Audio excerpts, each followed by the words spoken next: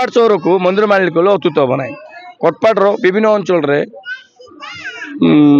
विभिन्न शिव मंदिर अच्छी जहाँकि कपिलेश्वर मंदिर अच्छी, लिंगराज मंदिर अच्छी, धवलेश्वर मंदिर अच्छी, आमर देवड़े भोलानाथ मंदिर अच्छी।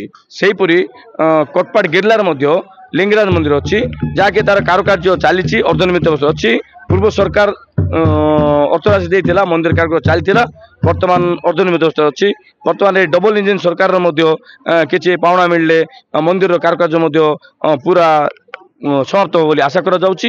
एवं मंदिर परिसर रे भक्त मान समागम देखुथिबे प्रबल भिड़ अच्छा जहाँकि सोमवार कार्तिक मास एवं श्रावण मास प्रबल भिड़ देखा जाए। सेहीपरि आज कोटपाड़ शिवरात्रि लिंगराज मंदिर प्रबल भिड़ अच्छी। गिरलाटे आम पाखे भक्तगण अच्छा से भक्त ठार पचार ना।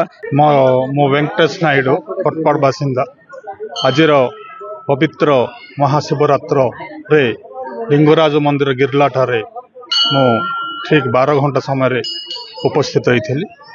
बहुत सुंदर परिवेश भक्त मान मध्य गोटे बहुत आनंद एवं उत्सुकता देखा मिली।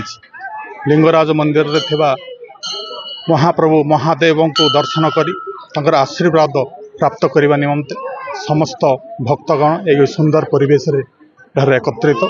भक्त अच्छा पचार ना मंदिर प्रस्तुत किपर अच्छे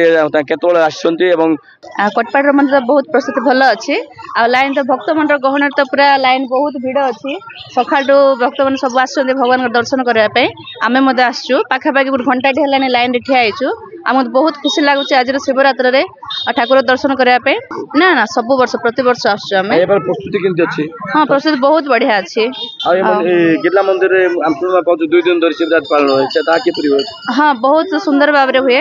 भावना और भक्ति ये भक्त मान समागम देखा मिली। ये भक्त मान जो उपस्थित ता गोटे बहुत आडंबर परिवेश सृष्टि करुच्ची। Kotpad Ajay Kumar Mishra, focus plus.